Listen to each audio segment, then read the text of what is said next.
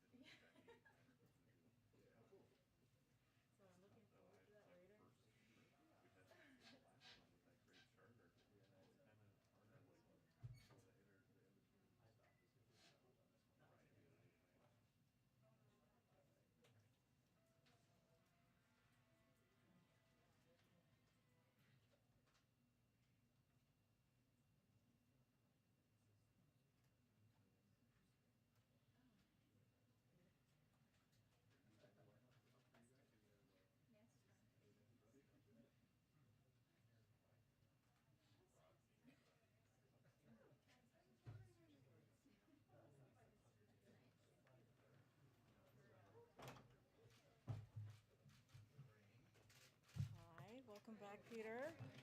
Hi, everybody. Good to see everyone. Good afternoon. Let me get this on. I'm so accustomed to having it on. All right, good afternoon, everyone. I have a few things at the top. Today, the United States reached an important milestone. We have donated and delivered 200 million COVID-19 vaccine doses to the world. This is another milestone as the United States leads the world COVID-19 response, the result of an unprecedented logistical and operational endeavor. Donating vaccines is one urgent effort we are taking to tackle this pandemic globally. And we've committed to donate $1.2 billion, along with life-saving assistance, to countries in need to enhance their ability to get shots into arms. We also reiterate support for an intellectual property waiver and bolstering manufacturing here at home and abroad. As we recognize this milestone, it's clear that the world must do more in our global COVID-19 response. Other countries must step up, like the United States, and act with more urgency to stamp out the virus everywhere. We also need every WTO member to step up as well and support an intellectual property waiver, and every company must act ambitiously and urgently to expand manufacturing now. So we're glad to lead this effort But this is a global pandemic, and it requires a global response. We will continue to push everyone to do more in our fight against COVID-19. Also today, we learned that the initial unemployment claims fell to another pre-pandemic low. I think there we go, down to 290,000 for the first time in almost 20 months. The 4-week average similarly fell to a new low, down more than 60% from when President Biden took office. Again, as you can see from the chart behind me. This is a testament to the progress we've made on the economy, thanks to President Biden's success in getting Americans vaccinated and getting the economic relief to the middle class. The week before the president took office, jobless claims were at nearly 900,000. Now they're down to 290,000. We've created nearly 5 million jobs in 8 months. That's 600,000 new jobs every month, on average, 10 times the rate we inherited. Growth is up, wages are up, and our unemployment rate is down below 5%, 18 months faster than forecasters predicted earlier this year. We know we will have more work to do, and America is facing the same challenges on supply chains that most other developed countries are facing as well. But thanks to the work of this administration, we're leading the world in our recovery, and we're in a year of unprecedented growth. And we can build on that progress by passing the president's economic agenda for growth, jobs, and rebuilding the middle class. And one final thing, on a personal note, I'm wearing purple today, and so some of my teammates, in honor of Domestic Violence Awareness Month, as some of you might know, as well as Spirit Day, which is an opportunity to stand up against LGBTQ+ bullying and harassment. Both of these issues have been made worse by COVID-19, sadly. Domestic violence affects millions of people in the United States. It harms the physical and emotional health of survivors and their families, undermines communities, and is a stain on the conscience of our country. Tragically, 1 in 4 women and 1 in 10 men have experienced sexual violence, physical violence, or stalking by an intimate partner. In response, the President's Rescue Plan provided a total of $1 billion for service programs, $450 million to support domestic violence and sexual assault service providers, and his administration allocated an additional $550 million of COVID mitigating funding for domestic violence shelters to improve their ability to help survivors during the pandemic. As you all know, the President has said that his proudest legislative accomplishment is writing and championing the Violence Against Women Act, which transformed the nation's response to domestic violence and was passed and then reauthorized 3 times on a bipartisan basis. Today, he renews his call for the Senate to move swiftly in a bipartisan manner to reauthorize VAWA and strengthen its protections for all survivors. And on Spirit Day, we recognize that LGBTQI+ youth disproportionately face bullying and harassment. A majority of LGBTQI+ youth in middle or high school were bullied last year.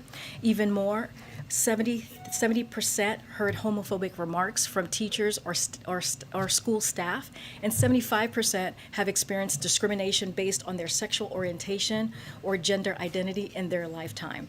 This bullying and harassment can have life-threatening consequences, as we all know. More than half of transgender and non-binary youth have seriously considered suicide in the past. This reinforces the need for the Senate to pass the Equality Act, which will provide long overdue federal civil rights protections to LGBTQI+ Americans and their families. You know, a younger staffer recently told me that in high school he noticed how many people wore purple on Spirit Day and how much that meant to him as a young closeted teen. I could only hope that young people who might be watching or sees clips of this briefing will know that they are supported and represented in the highest levels of government today. So today I join people around the world in wearing purple to show solidarity with victims of domestic violence and with lesbian, gay, bisexual, transgender, queer, and intersex youth. Our administration stands with you, we support you, and we love you. With that, Darlene. Thanks, Karine. Two questions, international focused. The Haitian gang leader who's accused of kidnapping the 17 American missionaries, he was seen on video today saying that he'll kill them if he doesn't get what he's demanding, which has been $17 million. How seriously does the U.S. take the threat, and what else can you say in terms of a U.S. government response to that? So Secretary Blinken, when he was in Ecuador this past week, actually on Tuesday, spoke to this, and I'll just read out a couple of things that he said that I think is important for all of you. We have in the administration been relentlessly focused on this, including sending a team to Haiti from the State Department, working very closely with the FBI, which is the lead in these kinds of matters, in constant communication with the Haitian National Police, the church that the missionaries belong to, as well as the Haitian government. And we will do everything that we can to help resolve the situation.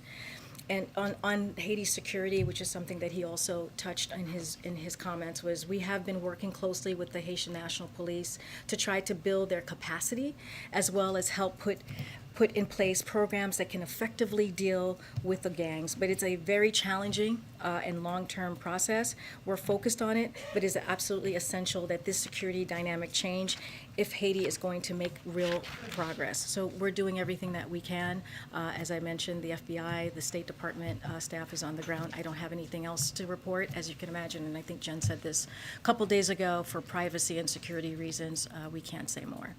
Okay, second question. State Department Counselor Derek Chalet told the AP today that with regard to the situation in Burma, that it's getting worse from a humanitarian point of view, from a security point of view, in terms of the economy, lack of progress on politics. So the question is, why hasn't the administration yet sanctioned American and French oil and gas companies that are working in Myanmar, because they're the biggest single largest source of foreign currency revenue for Myanmar? We've spoken to the atrocities that are happening in Burma not too long ago. I don't have any updates. That's a very good question, Darlene, but I have to get back and talk to the team, and hopefully we'll have something to share. I don't have anything more on that.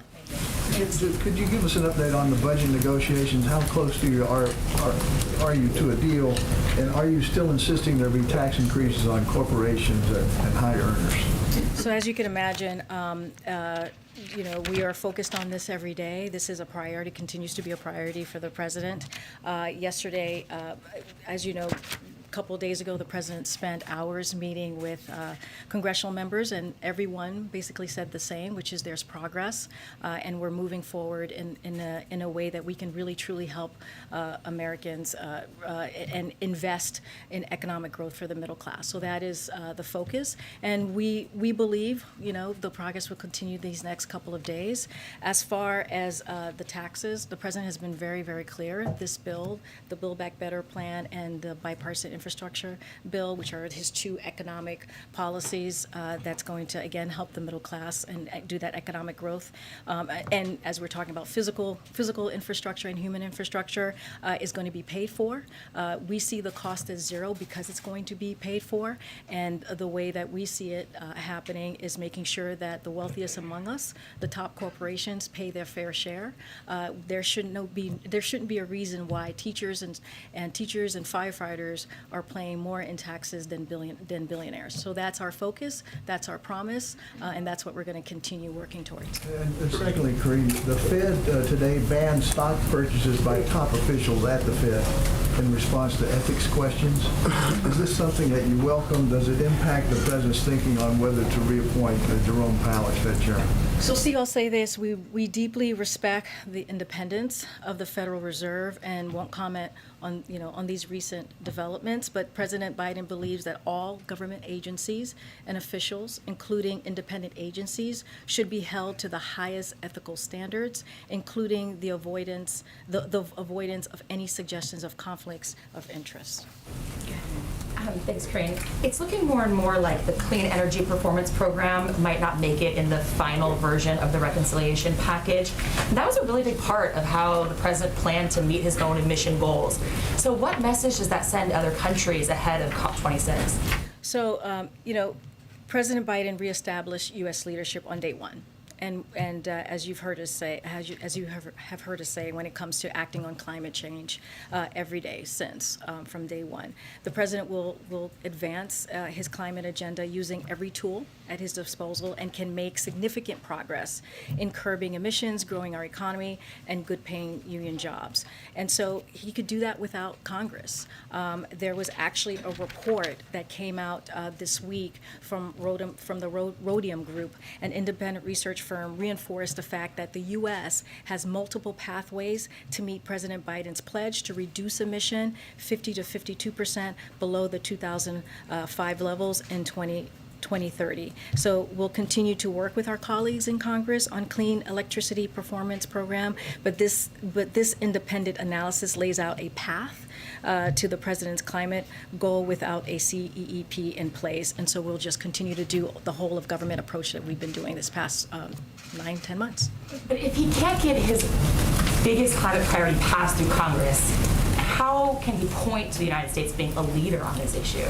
Because we have had other ways of doing that. We don't need, what we're saying is we don't need Congress. We can do it without Congress, as I just laid out. Let me give you some examples of what we've already done. So leading the shift towards electric vehicles, which you've heard us talk about many times, which is bringing together automakers and auto workers, phasing out super pollutants like HFCs to greatly reduce emissions, making a cross-government investment in clean energy like offshore wind and solar, making historic commitments to use every lever at his disposal to advance environmental justice and spur economic opportunity for disadvantaged communities.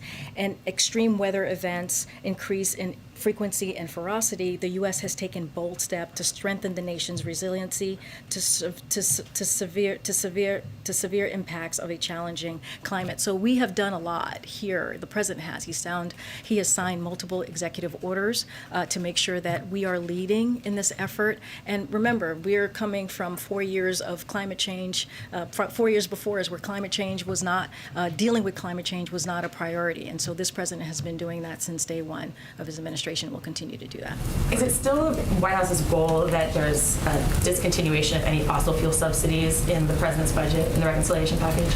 I'm not going to negotiate from here, as you can imagine. Things are being worked out kind of as we speak these last couple of weeks, and certainly every day. And so we are going to continue to work towards delivering for the American public and making sure that we get to our climate change goals. Me? Thanks, Karine. Sorry. Go ahead, Weija. Hi, Weija. Thank you. Hi, great to see you. Good to see you. Go ahead. It's your turn. So just following up on that report you just mentioned, you said it does not include CEPP. Does it include a carbon tax? So, like I said, we are right now working towards making sure we deliver for the American public, and we're not going to. The president's been really clear. His red line is making sure that $400,000. Oh, I'm so sorry. Oh, on climate. Yeah. Oh, I'm so sorry. When it comes, can you say more? You mentioned a report that you were citing that showed even if there was no CEPP passed by Congress, that we'd still be able to meet the president's goals to reduce pollution. My question was whether that plan included a carbon tax or not. And the reason I ask is because Senator Schumer released his own plan that showed if we don't have CEPP, that's one thing. But if you don't have that and you don't have the carbon tax, which Senator Manchin has opposed, there's really going to be a significant gap in reaching those goals. So I'm wondering, when you say we have a plan that includes steps that are not approved by Congress, what they are to get there. So the report that I just mentioned, I can't speak to the specifics of it. All I can tell you is that what it laid out is saying that we can reach our goals. But I would have to look. We would have to check out about the carbon tax specifically. But look, there are a number of ideas being debated, and the president asked members to submit their own proposals. So that's what we're doing. We're negotiating, and the president has put forward his own plan for addressing climate change that doesn't involve a corporate carbon fee. That is what our plan currently has, and then we'll see what people bring to the table. Okay. And then since you brought up the corporate tax rate again, I did have a follow-up also. You said that's our promise. Earlier when you were asked about whether the president is still committed to raising corporate taxes. Can you just clarify Oh, what meaning that the was? promise is like, this is going to be paid for? There is zero cost because it's going to be paid for. And so we are not going to put the burden on the working everyday people. What we're trying to do with with the president's economic policies, the bipartisan infrastructure bill and the Build Back Better agenda, is to make sure that we invest in people, that we invest in our infrastructure, right? Something that hasn't been done in this country for decades, making sure that we are competitive again across the globe, which we haven't seen in some time. So what our promise is that we are not going to raise taxes against anyone who is making less than $400,000. That is our promise, and that's what we're sticking to. Corporate tax rate, is that negotiable or not for the president?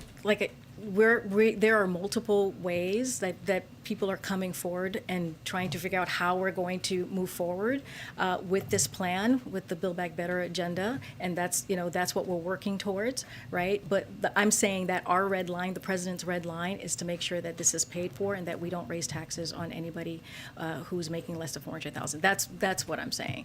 Just one more on Senator Manchin, who a short time ago said he does not believe there will be a framework on the bill done by the end of the week. He also added that this is not going to happen anytime soon because we're trying to get a meeting of the minds. Yep. Did the president expect a framework to be agreed upon by tomorrow? And is he concerned that Manchin does not seem to have the same sense of urgency that the president has been expressing all week? So, look, we have been working with Senator Manchin in good faith. We see him as a partner in these discussions. As far as the timeline, look, you saw 2 days ago congressional members coming out of the White House saying how much progress there was, and saying that there was a sense of urgency, which is what we all have been pretty much on the same page. The thing to remember is Democrats pretty much agree on BIF and Build Back Better. And what I mean by that is they know that this is going to be something that's going to deliver for the American public. And we know that this is going to help the economy with jobs, good paying union jobs, but also just the middle class Americans. So we are all on the same page with that. And so we see that progress is coming along.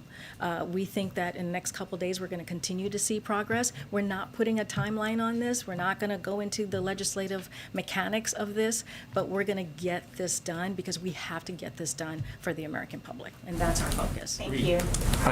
Thanks, Karine. So the year Joe Biden was sworn in as president, promising a more humane immigration system, is the same year that an all-time record 1.7 million migrants have been detained at the southern border. Is that a coincidence?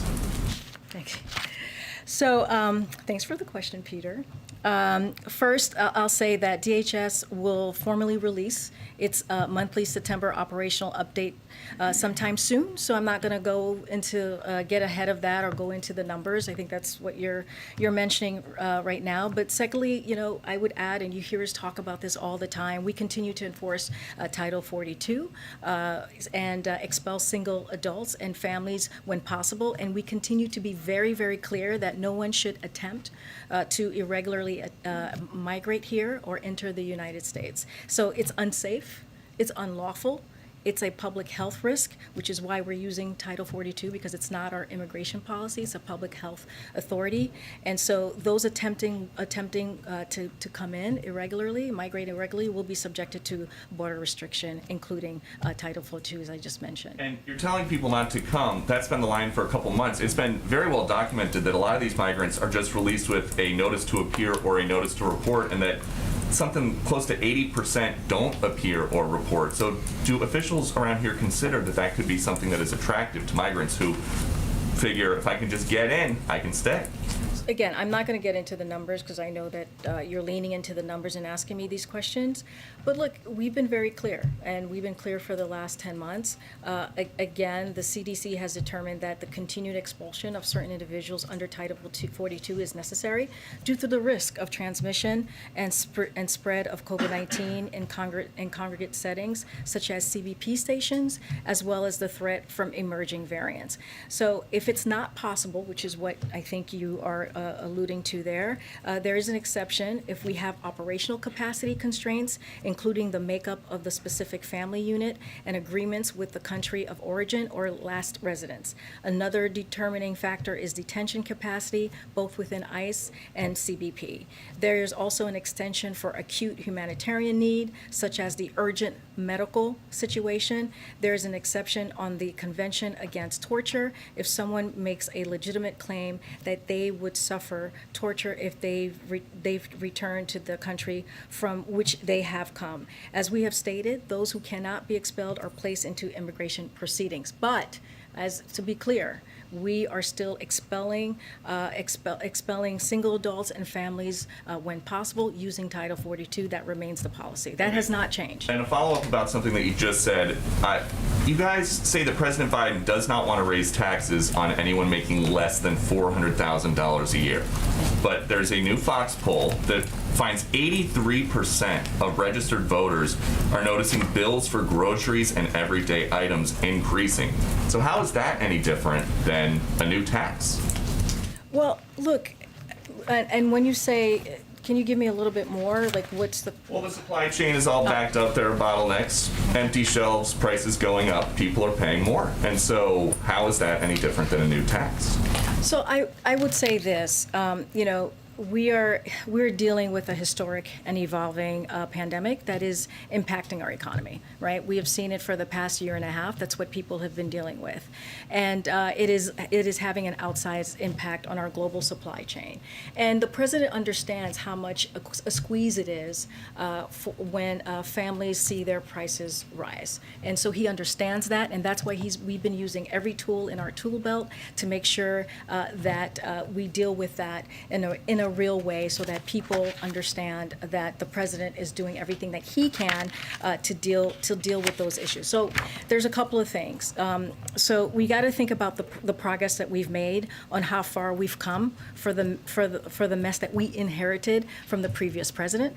We've already averaged 600,000 jobs, which I mentioned at the top.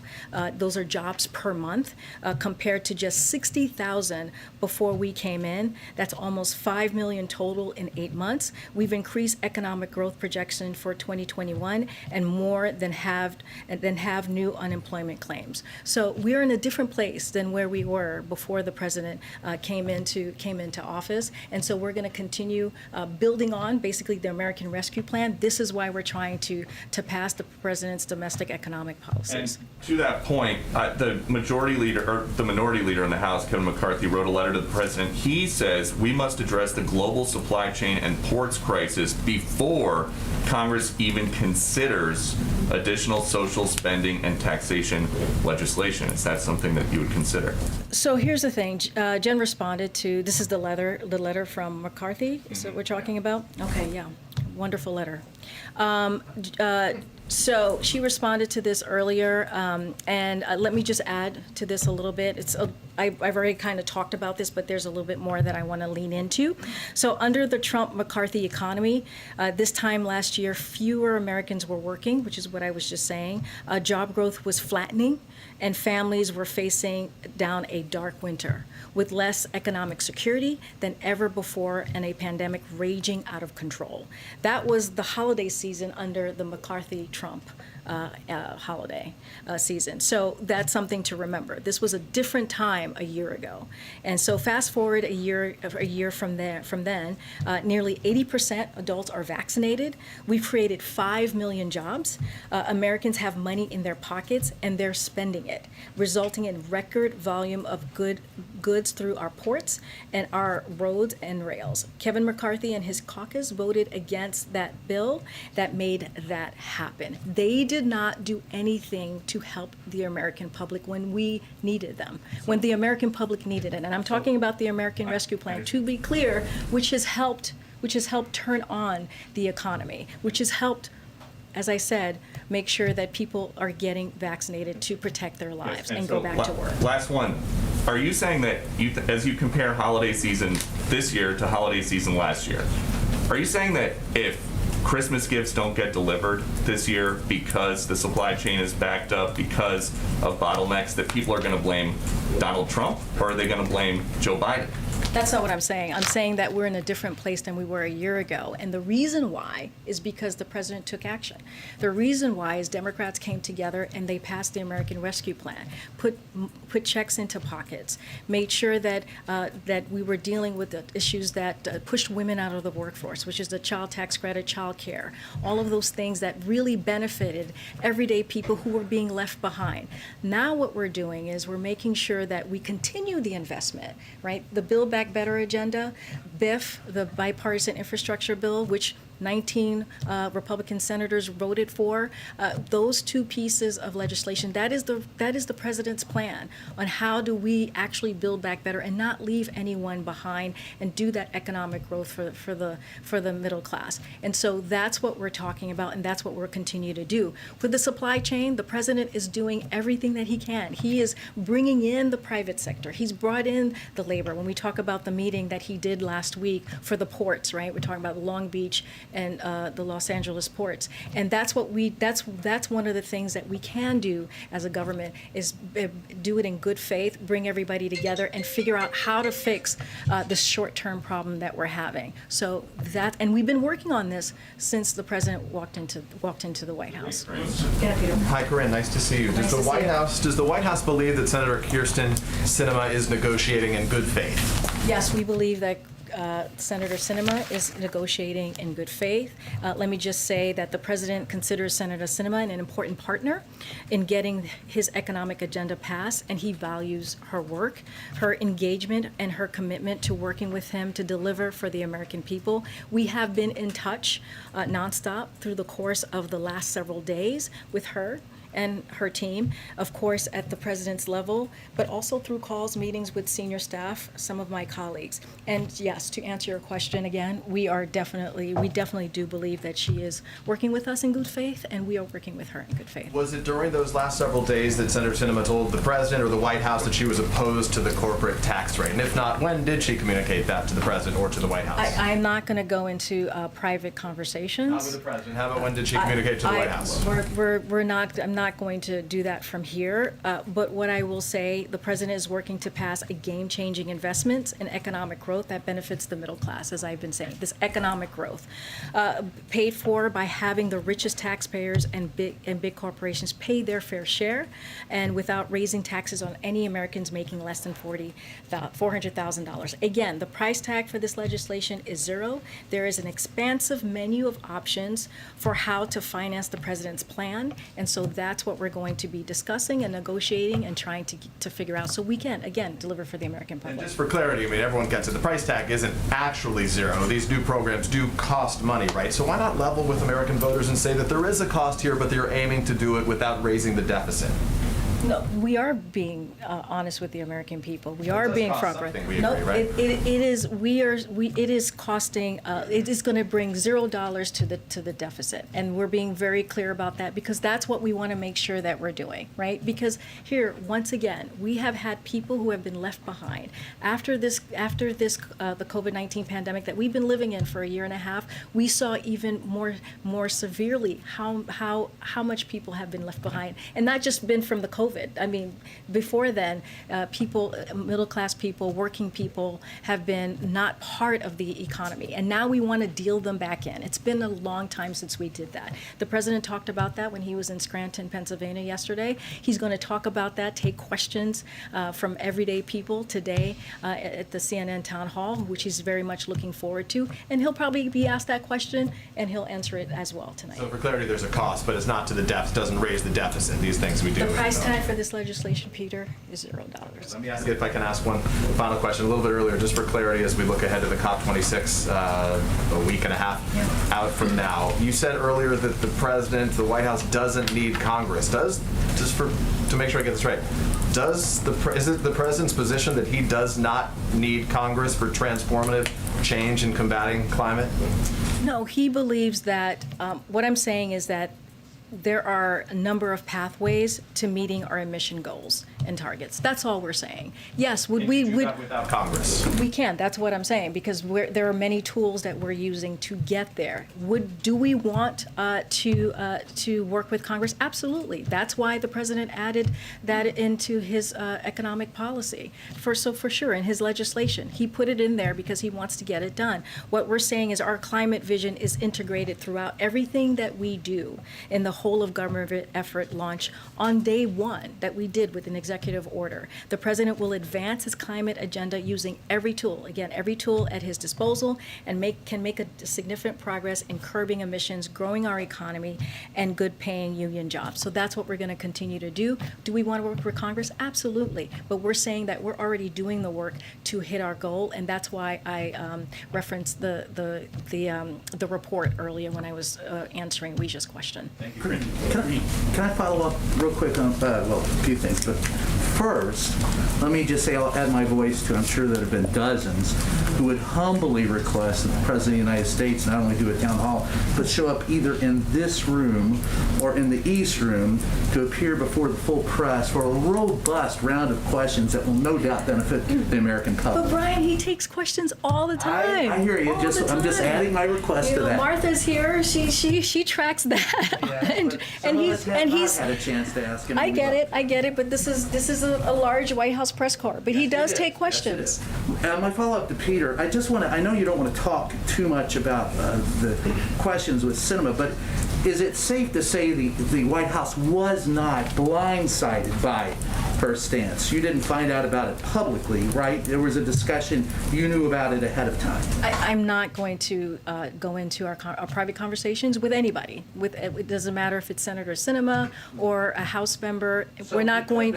We're not going to do that here. I'm not going to do that from this podium. I'm just saying that we are working in good faith with her, and she is working in good faith with us. And then finally, there are several Democratic strategists, Warren Eisen and a couple of others, who said that yesterday was a dark day for democracy. Does the White House share that view? If not, why not? What do you plan to do to move forward? What? A dark day for democracy and what happened up on the Hill yesterday. Filibuster. Oh, so those are about the voting rights. Okay. You had to give me a little bit more. There's so much going on. Yeah, the president talked about this today, and he's been very clear on this for the past several months as we've been dealing with, voting rights and these pieces of legislation that are creeping up across the country. And as he said in his joint address to Congress, he believes that if we truly want to restore the soul of America, we need to protect the sacred right to vote. And that is something that the president truly believes. He was just at the MLK Monument celebrating the 10th anniversary. He spoke to this. So he believes the right to vote is the cornerstone of our democracy and has repeatedly urged Congress to act to protect the right to vote and access to voting. He has addressed this issue in front of Congress, as I just mentioned. He has addressed this issue privately with members of Congress and senators of both parties. He has addressed this issue with civil rights leaders at the White House, and anyone who knows this president, has followed this president's career, knows his belief is core to who he is. And he will continue to work with Congress every day until they are able to pass something. And one more thing I just want to add, he's also make sure to use the power of the federal government to do everything that we can from the federal government to deal with voting access. Clear, does he think it was a dark day yesterday? It was disappointing what we saw yesterday. And we got to remember what happened yesterday is that Republicans would not allow a debate. They would not allow a debate. Not that they voted on it. They just wouldn't allow a debate to talk about why we should make voting more accessible for Americans. Now that is shameful. And that is problematic for our democracy. As I said, voting is the cornerstone of our democracy, and it shouldn't be that way. Thanks. Thanks. Among the new ethics rules that the Federal Reserve announced today is a prohibition on trading individual stocks. Does the president believe that lawmakers should be subject to that same prohibition on trading individual stocks? I don't think his position has changed on that. Let me get back to you to see if we have anything update to share on that. And When he announced the Build Back Better agenda earlier this year, he spoke about it in terms of generational and transformational change. Is he concerned at all that in these negotiations, his initial vision for the plan is being significantly watered down? No, absolutely not. He thinks that when we reach a deal, which we believe that will happen, the president said this yesterday himself, he believes a deal will happen, it will be transformational. Both the Build Back Better agenda and the bipartisan infrastructure deal are historical within their own right, and it's going to make transformational change. It's going to be historical. It's going to create good union jobs. It has the human infrastructure, make sure that people are truly getting a break, a tax break, dealing with elder care, child care, things that are really crushing Americans in this country. And also, let's not forget the child tax credit, which has cut poverty by 50%. That was in the American Rescue Plan. We're hoping to extend that in the Build Back Better agenda, and that's what we're going to continue to work towards. Are you aware of White House staff that have been offered booster shots through the White House itself? I mean, I wasn't sure if it's considered a high-risk environment or not. Well, as you know, we follow the CDC guidance. That's going to be our focus, making sure that we listen to the public health officials, and whatever the guidance puts out, that's what we're going to follow. I don't have any more on booster shots for White House staffers. I'm sure many have them. Everybody falls in a different category, and so I can probably check in and find out more. But yes, we follow the public health guidance. Thanks, Karine. Back on immigration for a second. The President's nominee to lead Customs and Border Protection said in a Senate confirmation hearing yesterday that he supported the continued use of Title 42. He also indicated it was his view that certain sections of the border wall should be finished. Does the President agree? Well, as you know, we have said that I have to look at the comments. I have not seen them, so I want to make sure I read it within context. But we have talked about the border wall here in general as a way that it's been used to close the border, and we feel that it is a policy that doesn't work. And it's not just us. Experts have said that the border wall is not an effective policy. As far as those comments, I can't comment on that. I have not seen it. I have not read them, and I need to read it in context. One more question about Title 42. There's a report this morning from a group called Human Rights First that says that through the use of Title 42 and also prohibiting, basically turning migrants away at the border, 7,600 kidnappings, assaults, and other attacks have taken place against migrants and asylum seekers. Does this administration believe it deserves any of the blame for that? Well, I have not seen that report. That does sound horrifying. Not something that we would agree with or be proud of, certainly. So I have to read the report. I've not seen it, and hopefully we can get back to you on that one as well. Great. Good, Justin. Hey, first I just wanted to go back to that last question that Peter asked you to make sure that we're crystal clear on it. When you say we don't need Congress, we can do it without Congress, do you mean meaningful reductions of greenhouse gases, or do you mean, because what it sounded like you meant was hit the 50 to 52% reduction? Yeah, it's hitting our goal. It's hitting the goal that we set out. Hit 50 to 52% without Congress at all. Which is why I laid out the report that was put out this week. An independent research firm reinforced the fact that the U.S. has multiple pathways to meet President Biden's pledge to reduce emissions 50 to 52% below the 2005 levels in 2013. Right, but my understanding of that report is that that's multiple congressional pathways that would preclude the CEP program, but would have other congressional legislation as part of it, which is a different thing than what you seem to be saying, which is that you don't need Congress at all to accomplish this goal. What I'm saying, I'm speaking specifically to Build Back Better. That's what I was saying, because to me, that's what I was hearing, is that as we're working through Build Back Better agenda and the bipartisan infrastructure bill, and so we're saying that there are multiple pathways and that we have taken a whole of government approach to get to the number that I just listed for the emissions, the reducing emissions. So I think what we're saying is that there are multiple congressional pathways to get to I'm that. just saying there are multiple pathways, and some of them that we have already taken on our end to get to that number, doing executive orders, and we'll continue to do that. That's what I'm saying. I'm specifically talking about the Build Back Better agenda. Okay. Then just one on scheduling.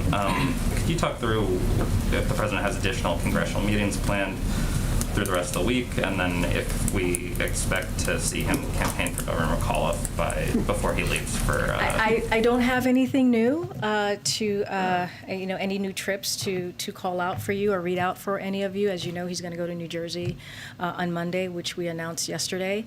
I can say this: we are talking to members in Congress on every level of the administration. We have my colleagues who are in constant contact with Democrats on the House and the Senate side, and we'll continue to have those conversations. The president 2 days ago met for hours with members of both House and Senate in the Democrats, I should say. So we're going to continue to do that. Thank you. I know that earlier you said that whatever comes out of this, the negotiations over the Build Back Better plan, human infrastructure, that it's still going to be transformational. But I guess, what do you say to those people who are saying that the White House and Democrats are compromising too much already because there's talk of taking out of the Clean Power Plan? There's talk of, limiting how long the child tax credit to a year. There are people who are saying that too much is being sacrificed. And so what is your message to them, to the people who are saying this is not going to be transformational? Well, I would say the bill is not done yet. I would say the negotiations are still happening. And so we're going to continue to have those conversations, and the president is going to continue to fight for the Build Back Better agenda. This is his policy. This is something that he believes that the American people need in that human infrastructure, finally investing in the middle class. And so he's going to continue to work for the American public. And so that's not going to stop. I would say to you, let us negotiate. And when folks came out 2 days ago, people said there was progress. People said that we're getting to a place where they feel like there's going to be a deal. So let the process continue. This is democracy in action, as you can imagine, and we'll have something that whatever we end up with will be transformational, will be historic, and because this is what we're talking about. These two bills, we haven't seen that type of investment in generations. We really haven't, and now this president has decided to make those investments. And so we're going to work with Democrats on the Hill to get that done.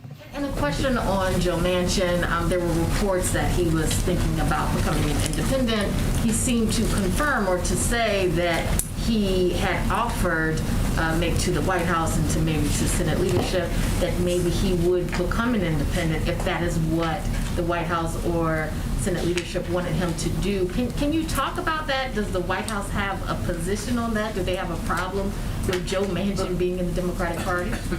I think Joe Manchin spoke to this pretty clearly recently, as humanly possible. He was very clear about when he was asked this directly.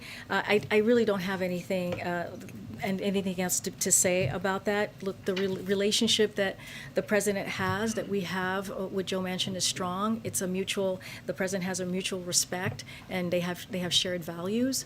And so again, we've been working in good faith with him. He's been working in good faith with us, and he actually spoke to that, I believe, recently, and was very clear. And so you want the White House wants him in the Democratic Party. You can just say that. That's his decision to make. That's not my decision to make. I'm not gonna we're not gonna say what party somebody belongs to. That's for them to make, and that's for him to answer, which he did. He answered that very, very clearly. I cannot say the words that he used from here, but he did very much answer that question.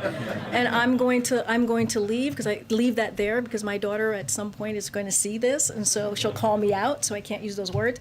But look, the president has, respect for Senator Manchin. Again, he sees him as a partner in this process and trying to get work done for the American people, trying to pass this economic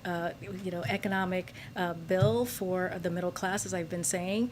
And so this is critical. This is important, and we need to get it done. Yeah, Michael. Thank you. Two questions, one on voting rights and one on climate. On voting rights, given the president's remarks earlier today at the MLK Memorial, does the president think that Martin Luther King Jr., if he were around today, would find it satisfactory to not break the filibuster in an effort to save what the president has called the cornerstone of democracy? Oh my God, it's such an unfair question. You're asking me what Dr. King would think? Oh my gosh. I'm assuming the president must have thought something about that in preparing for the remarks today, which were highly symbolic given Martin Luther King's. Jeez, Michael.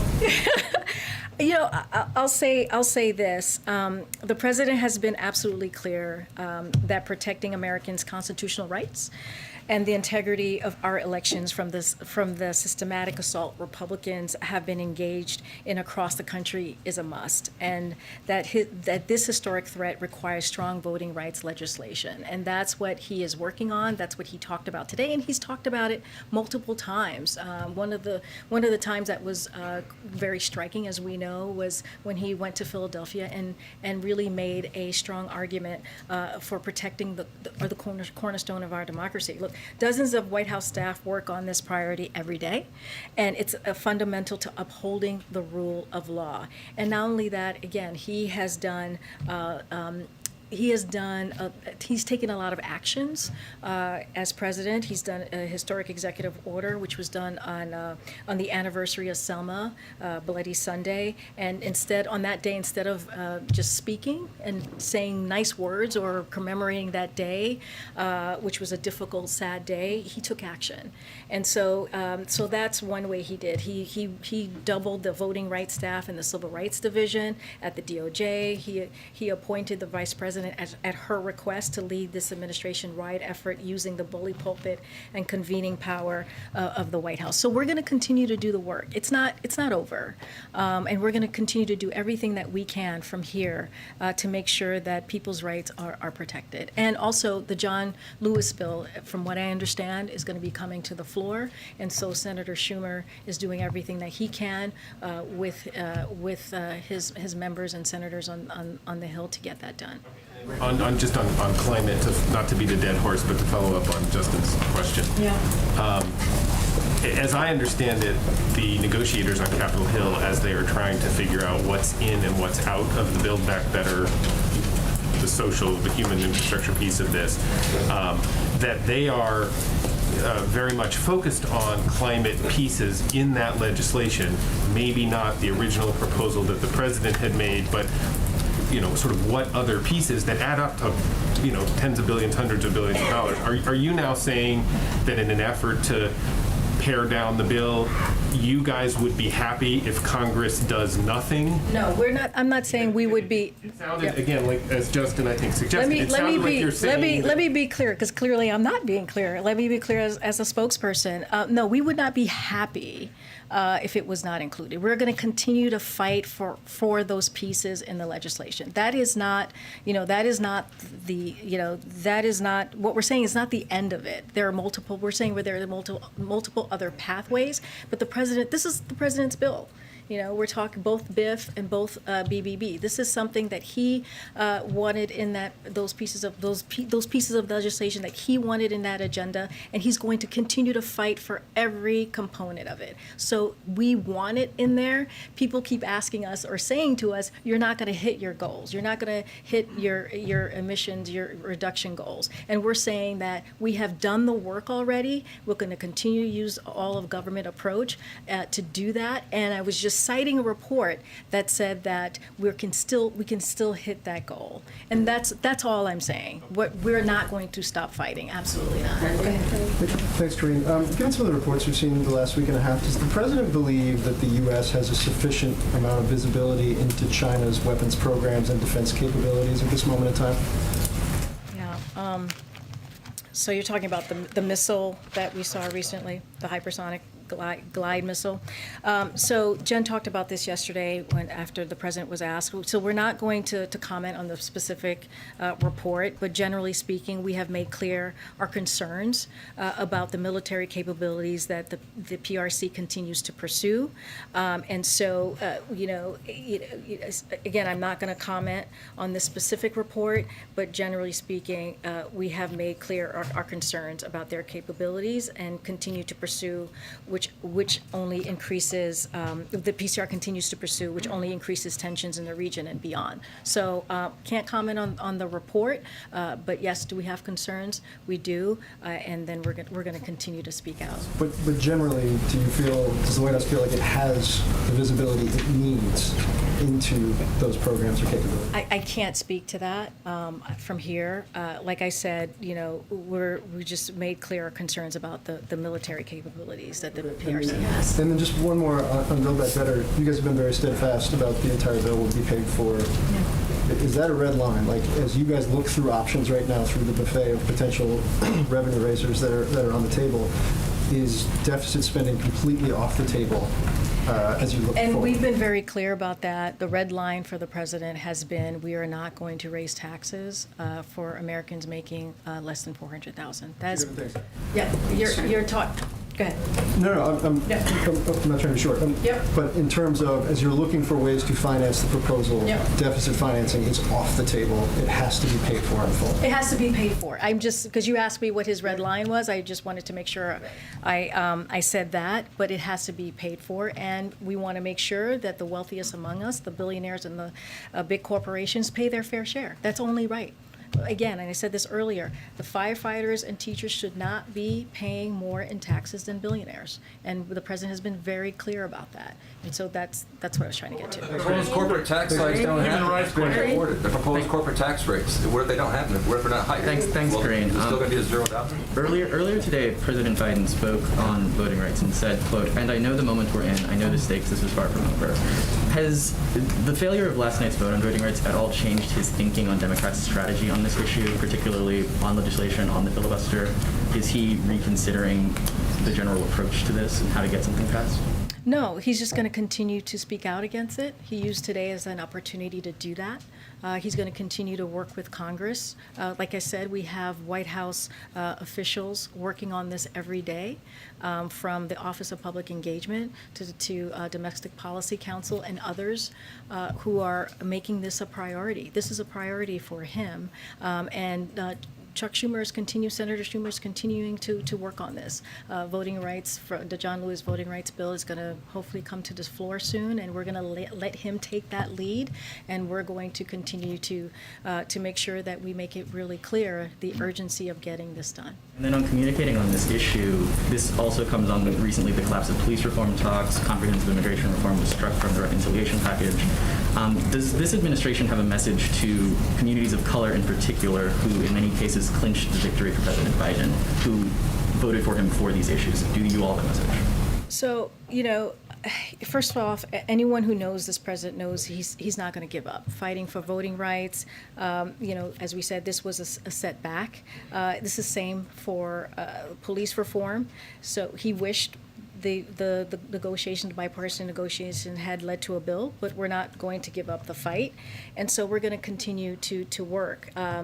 We are, you hear us say it all the time, we are the most diverse cabinet in history. We have made historic investments in HBCU and reformed housing policies. Equity was at the forefront of the American Rescue Plan and at the forefront of the Build Back Better plan. Our agenda for the Black community is not about one or two bills. Clearly, those bills are critical and important, and we're going to continue to work very hard towards them. But it is weaved throughout numerous policies, initiatives, executive orders, legislation. We work on every day. At the center of everything that the president does is make sure that there's equity. And so we're going to continue to do that and make sure that, again, we don't leave anybody behind. Different angle on police. Police unions across the country right now, we're seeing from Seattle to Los Angeles to Chicago, are protesting vaccine mandates that are being implemented by Democratic governors in these cases. As a proponent of vaccine mandates, what does President Biden believe? How does President Biden believe these situations should be resolved? So, as we know, the vaccine is safe, the vaccine is highly effective, and the vaccine is the best way out of this pandemic. So the president strongly believes that all eligible people should be vaccinated.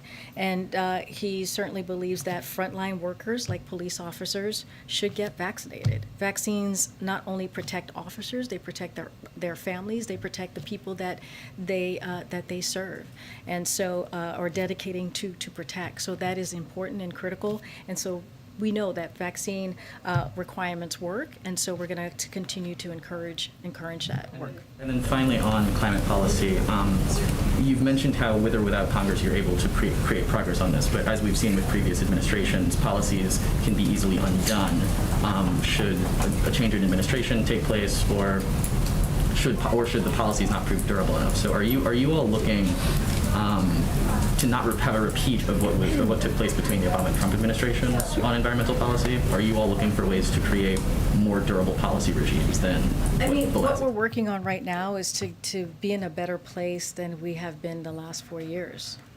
And we're going to do that when it comes to climate change. We're going to make sure we do that domestically and be leaders on the global stage as well, which is what the president has been doing the last several months, from day one when he signed an executive order getting back into the Paris Accord. So we're going to continue to do that work, and we're not going to, we're just going to focus on what is in front of us at the moment. Thanks, Karine. The WHO said this week that Europe was the only region where COVID cases increased last week, and officials yesterday said that in the UK, cases were up 16% since last week. How concerned is the White House about this ahead of the president's trip to Europe next week? And are there any extra COVID precautions that you guys will be taking for him, for senior staff on those two stops? Well, as you know, Karen, we follow the science. We follow the public health guidance that we receive, and so that's what we're going to do. We're going to, in order to protect the president and his staff.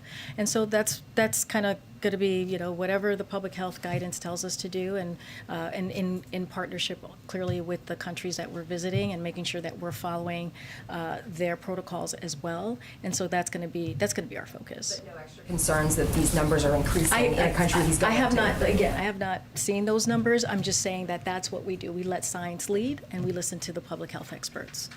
Karine, follow up on inflation and the supply chain. You mentioned at the top that unemployment's down, wages are up, and that's a testament to the progress that President Biden has made on the economy. But there's no mention of inflation in that, and while wages are up almost 4.5%, inflation is up 5%, so any bump in pay that people are seeing in their paycheck is getting wiped out when they're going to the store and paying more for everything. So what do you say to people who are looking at their budget and they're saying, this doesn't feel like progress under President Biden, it feels like a pay cut?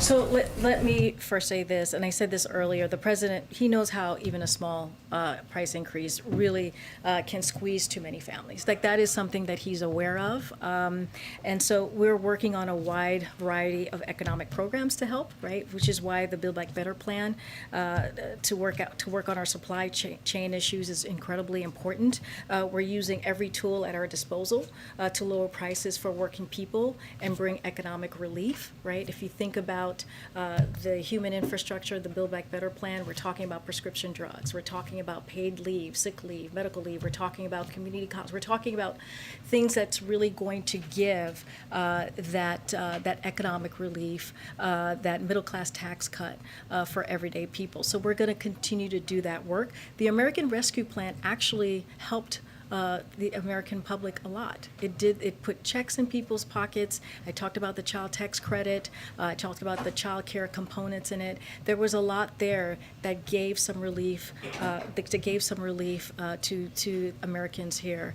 And so the Build Back Better plan is just an extension of that, if you will. It's to invest, that long-term investment, to make sure that people feel that relief. Look, we were in a very different place a year ago. Not to say say that some people are not still feeling the squeeze. Totally understand that. But you know, a year ago, people were getting sick. They were losing their jobs.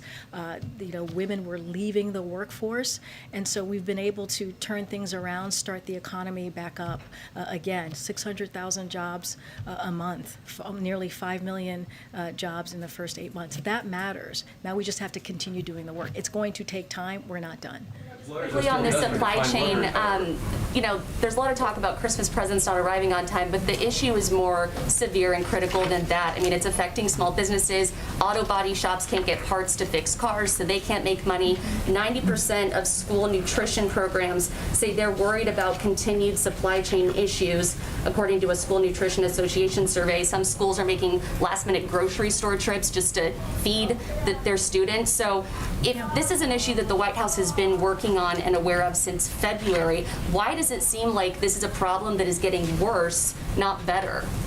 I would say this: when it comes to the supply chain, you know, there are complexities there. When you think about, you know, when we learn about the global supply chain as well, right? That's one thing that you kind of have to put it in the bigger picture. So, but it is a complex system that requires private sector collaboration and coordination to improve efficiency and get through the backlog. And that's what we're seeing currently as we're talking about the supply chain. These are just some of the players in the game. There are port directors, terminal operators, ocean carriers, railroad truckers, warehouses, and retailers. And let's not forget consumers who have a record level of demand as we have made a historic economic recovery. Because we have the forecasters, economic forecasters did not think we would be where we are today. We have surpassed that. So we have had some historic economic recovery. Do we have more work to do?